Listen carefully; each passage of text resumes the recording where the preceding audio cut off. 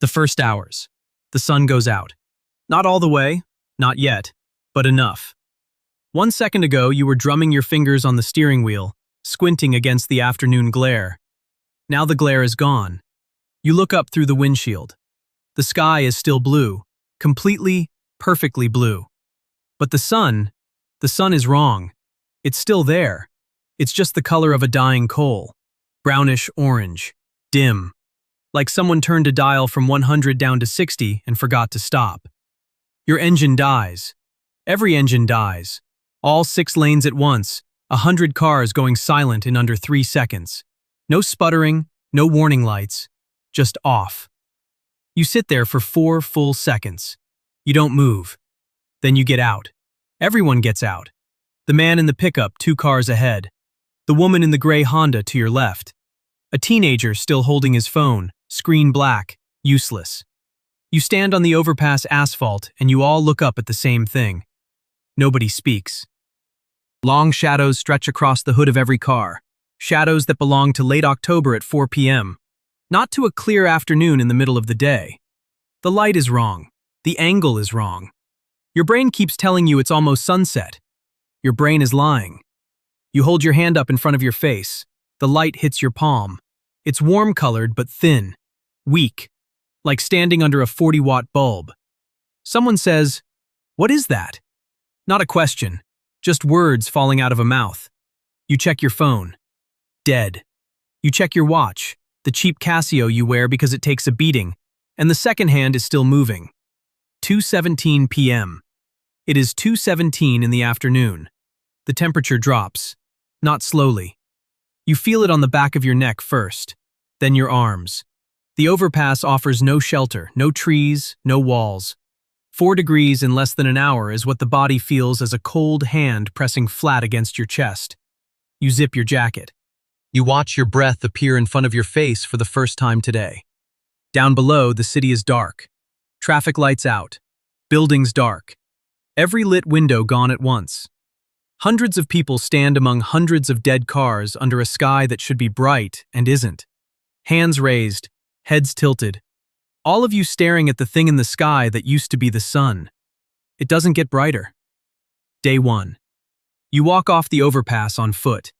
You have no choice. 11 kilometers. You know the route. You've driven it every day for 3 years. Walking it is different. Walking it now is something else entirely.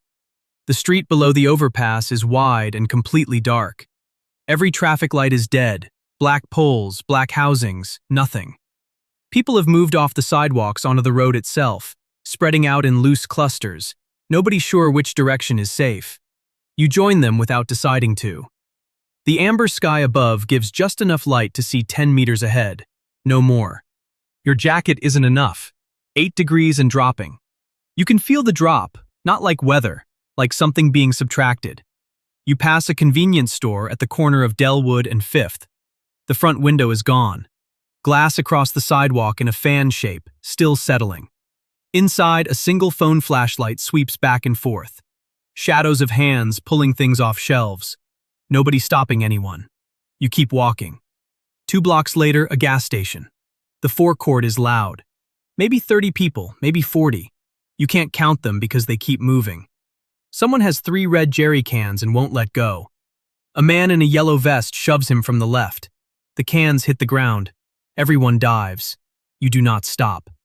You check the Casio. 4:51 p.m. The light is already worse than it was at the overpass. Sunset isn't for another 90 minutes by the old calendar. You're not living in the old calendar anymore. Your radio app is dead. Your phone is dead. But a hardware store 3 blocks in has a generator running. You hear it before you see it. A rough diesel rattle, and then a white floodlight punches a hard cone of light into the dim orange air above the parking lot. Men carry things out in boxes. Nobody is paying. You learn what the radio sounds like when you find one. A hand crank eaten in a smashed car window, owner gone, still broadcasting. 3 stations, 3 different messages. One says, solar event, stay indoors, temporary. One says, grid failure, await restoration, remain calm. One says nothing, just an emergency tone, repeating. Nobody left to speak over it. You turn it off and put it in your bag. You believe none of them. That decision costs you something you didn't know you still had. The last 4 kilometers you walk in near dark, no streetlights. The sky above the rooftops is the color of a bruise. Your breath clouds in front of your face every step. You count the clouds to stay focused. You stop counting at 40.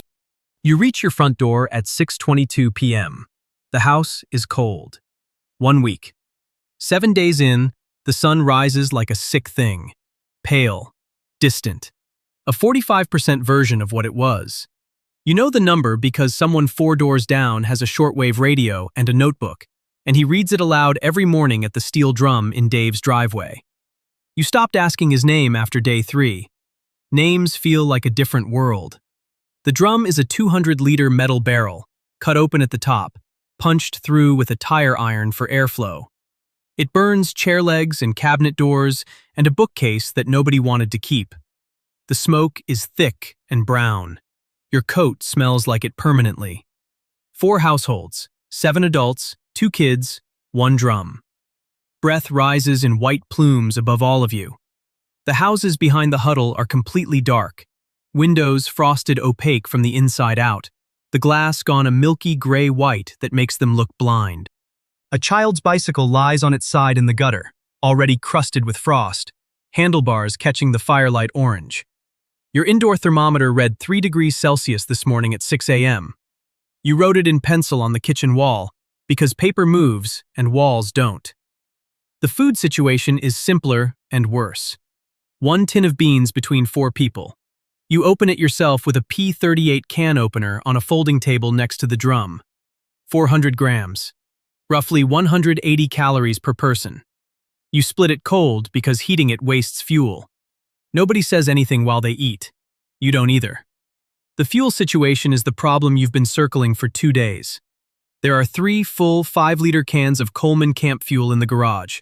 Yours, bought 18 months ago for a camping trip you never took. You know where 2 other households keep their stoves. You know one family already burned through their supply. You go back to your garage alone at 11 p.m. The street is empty. Your flashlight cuts a thin white blade across the frost on the driveway. You take all 3 cans. You carry them inside.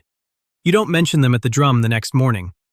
By noon the next day, the man 4 doors down, the one with the shortwave, asks if anyone has fuel left. He looks directly at you when he asks.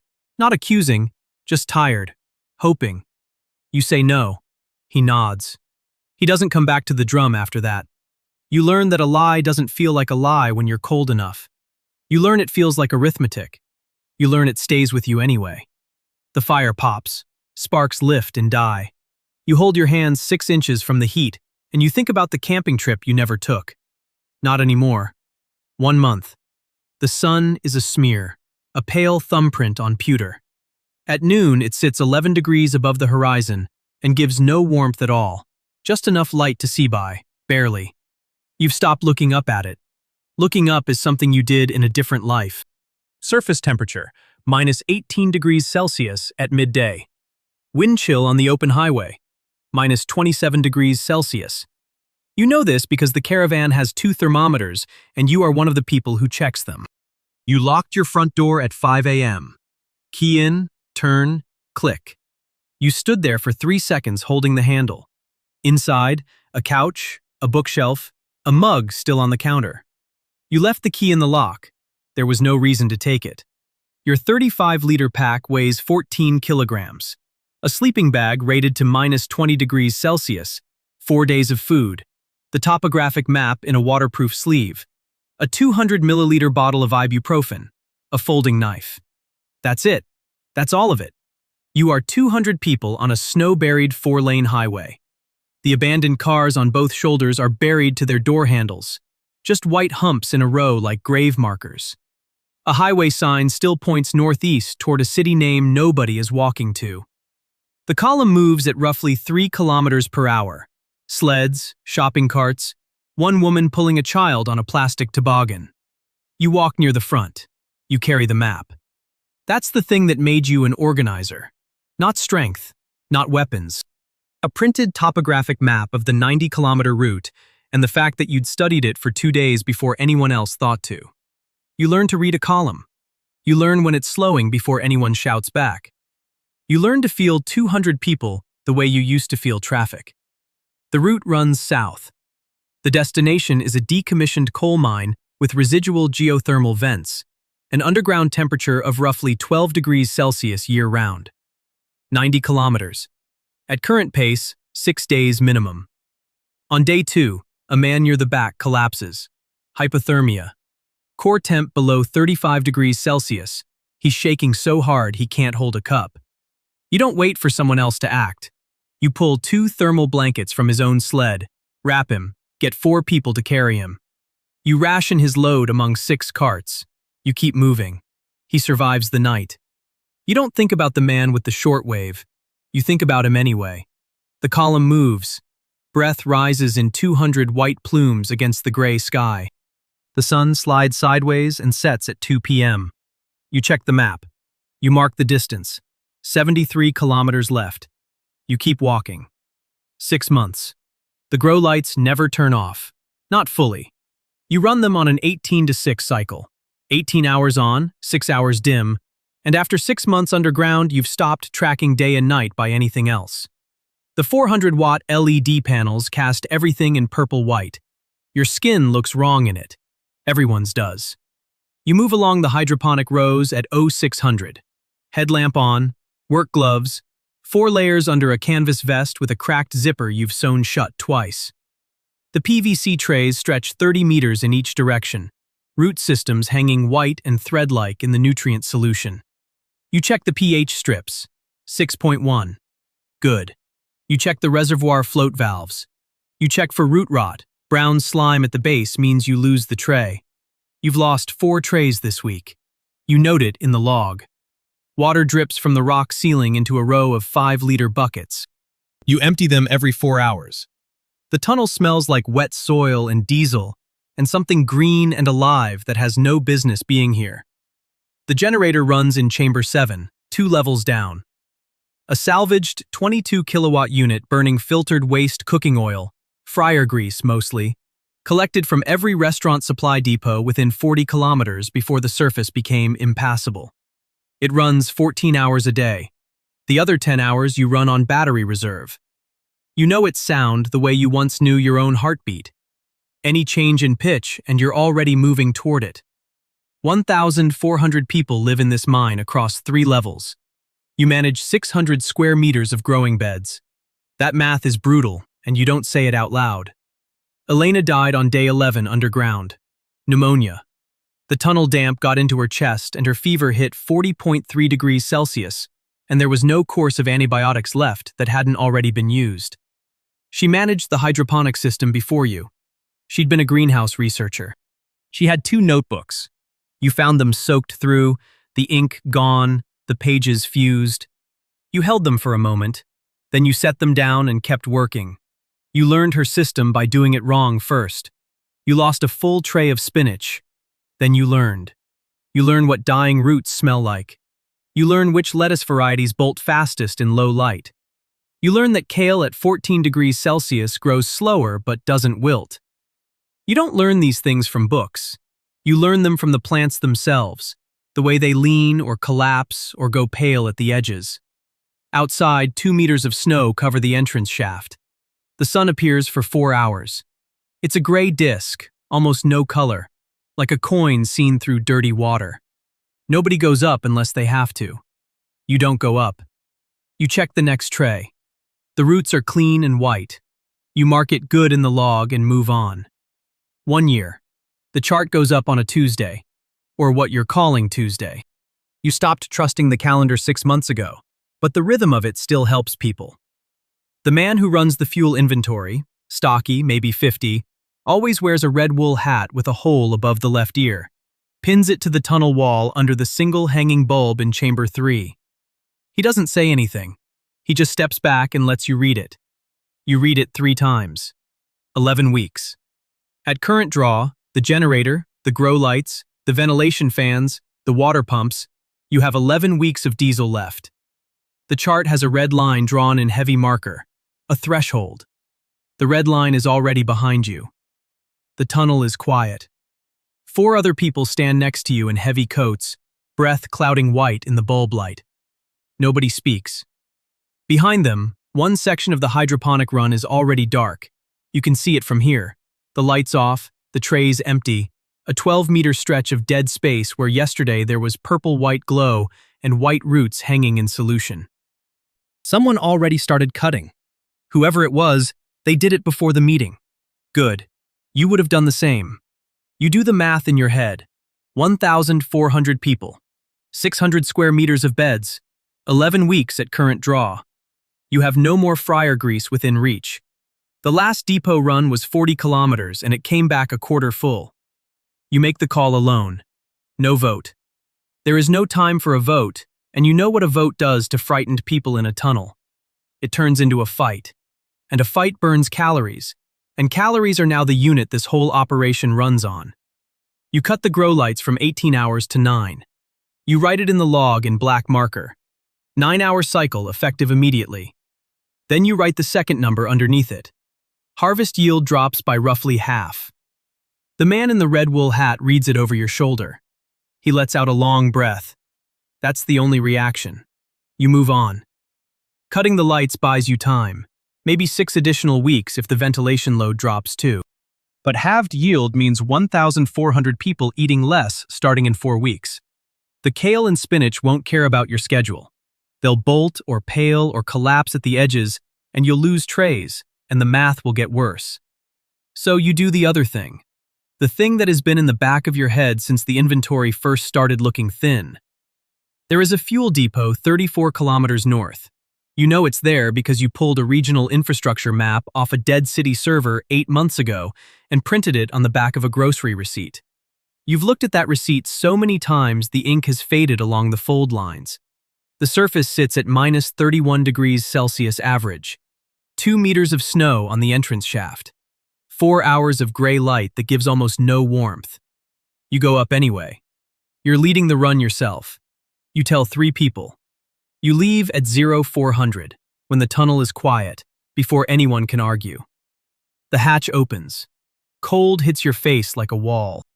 Your exhaled breath freezes on your scarf in 3 seconds flat. You climb out. 2 years. You don't go on the runs anymore. That's the first thing you had to accept. The network runs on 3 nodes now. Your mine, the school basement 18 kilometers east, the factory subfloor 29 kilometers north. Between them, a web of surface routes you drew in pencil on the back of a laminated bus map, marked in 4-kilometer legs, each leg timed at minus 38 degrees Celsius average. You know every leg. You know exactly how long a body can be on the surface before the math turns bad. You also know the names on the roster. The runners carry 12-liter fuel bladders on insulated sleds, hardboard bases, salvaged foam, 3 layers of space blanket underneath. Each sled weighs 19 kilograms loaded. The suits are built here, in the mine's 3rd chamber. Wool base, foam cut from car seats, outer shell from highway hazard vests. Orange reflective tape runs in 2 diagonal strips across the chest. You can see a runner from 200 meters on a white field. That tape was your idea. You cut the first roll yourself. Out on the surface, the sky is the color of charcoal. No sun. Just a flat gray ceiling from horizon to horizon, and 2 meters of packed snow that swallowed the old highway signs whole. The runners move across it like single orange sparks, pulling their sleds, their breath freezing white before the wind takes it. There is no other color in that world. Just white, gray, and the orange strip that means someone is still moving. The logistics are not the hard part. The Eastern School sends seeds, brassica, and fast spinach, and the factory sends antibiotics and a rotating medic, 2 weeks on, 2 weeks back. You send diesel. 12 liters per run buys enough seed to plant 40 square meters. You've run the trade 11 times. It works. On paper, it works cleanly. Her name is Dara, 19 years old. She volunteered 4 times before you put her on the northern route. You signed the assignment yourself. The northern route is 29 kilometers, 2 legs, 1 waypoint, 1 surface cache at the 14-kilometer mark. She knows the route. She has the right suit. Her splits on the eastern runs were the fastest in the roster. She covers a kilometer in just under 9 minutes in full gear. She leaves at 0300 on a Tuesday. You watch her go through the hatch camera, a small screen, grainy, mounted in the tunnel office. Orange tape, white field, gray sky. Then nothing. She doesn't reach the waypoint cache. The return window closes at hour 11. You wait until hour 14. You write her name in the log in black marker, in the column on the right side of the page. 11 names are in that column now. Hers makes 12. You don't close the log. You sit with it open on the table for a long time. The northern route still needs to run next week. You already know who goes. You'll sign that one too. 5 years. The borehole hit stable water at 0614 on a Thursday. 60 degrees Celsius. You put your hand under the test pipe and held it there for 10 seconds before you believed it. 18 months of drilling. 4 broken drill heads. A collapse in the secondary shaft that cost you 6 weeks and nearly the whole project. You remember the day you marked the depth at 200 meters on the wall in red paint, a tally line, like the others, and told the crew to keep going. Now hot water runs through 140 meters of insulated pipe along the ceiling of 3 connected tunnel systems. You can see the pipes from here, bracketed to the rock every 2 meters, sweating faintly in the warm air. You are standing at the edge of the junction room, work gloves still on. You haven't taken them off yet. The room is loud with children. Someone built a table from a car hood, a gray Citroën hood, bolt holes still visible at the corners, and 6 kids sit around it on planks. Above them, grow lights hang on wire frames, and under those lights, the food crops push up thick and green. Kale, brassica, fast spinach. The green is almost violent, too bright for rock walls. The wooden plank floor runs from wall to wall over the stone, and the whole space smells like soil and wet pipe and something close to bread. 40 kilograms of grain surplus.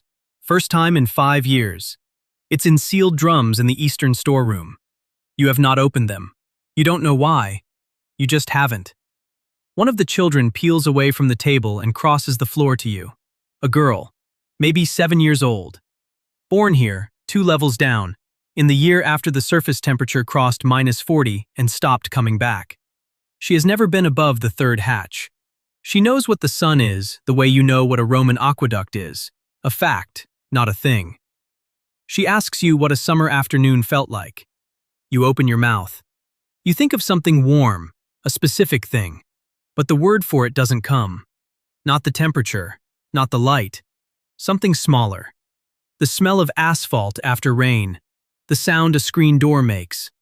The particular way your eyes hurt when you walked out of a cool building into full July sun and had to stop on the steps.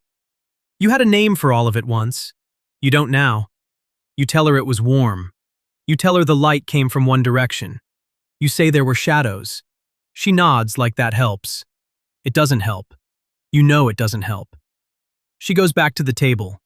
You stand there with your gloves on and look at the green crops and the hot pipes and the 12 names you still carry, and you think, this is what was built. You don't finish the thought. You don't need to. 10 years. You find the photograph at 0340. You're not supposed to be awake. Nobody needs you right now.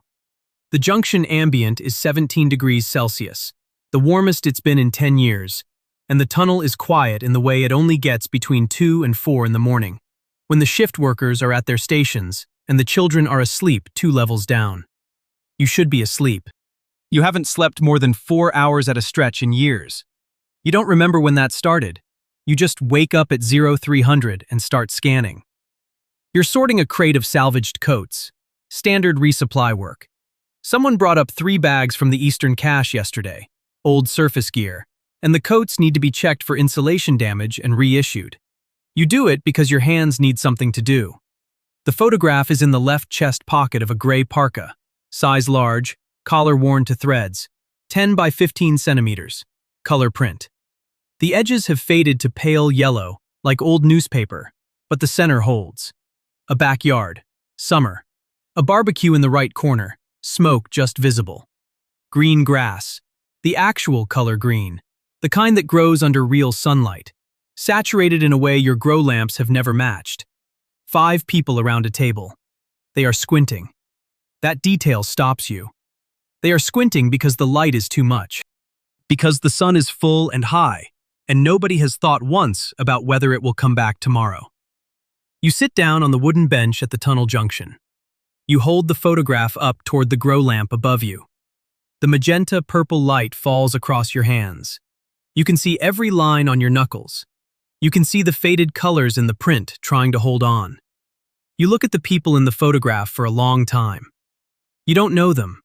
Not a single face. The coat isn't yours.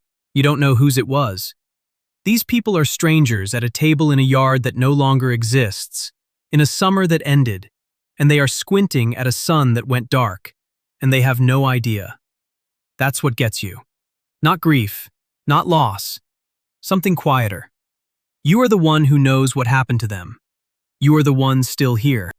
And sitting in the 17-degree warmth, with the pipe sounds and the low hum of the grow lamps and the breathing of 200 people asleep in the tunnels behind you, you feel not like a survivor. You feel like the last person who remembers a language everyone else has stopped speaking.